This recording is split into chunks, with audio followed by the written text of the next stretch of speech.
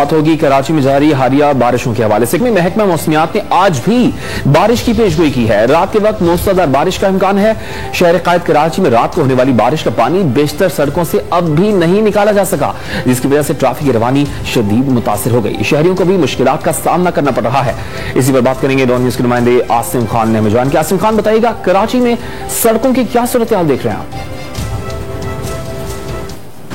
जी, कराची में जारी दो रोज से बारिश का सिलसिला महकमा मौसमियात के मुताबिक आज और कल भी जारी रहेगा। ताहम आज सुबह सवेरे जो मौसम है इंतहाई खुशगवार है, ठंडी ठंडी हवाएं चल रही हैं, जबकि महकमा मौसमियात का ये कहना है कि दिन में या शाम में थंडर स्टॉर्म के बनने पर जो है बारिश दोबारा हो सकती है। मुख्तलिफ इलाकों में हल्की और तेज़ बारिश की पेशगोई की है और ये सिलसिला कल तक जारी रहने की पेशगोई है। ताहम अगर बात की जाए गुज़िश्ता 2 रोज़ की बारिश की तो हमने देखा कि शहर जो है वो जल थल हो गया है।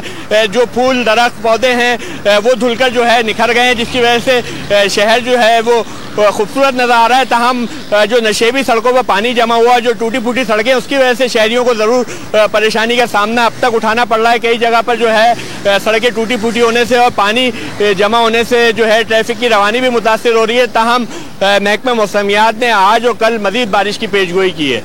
जी।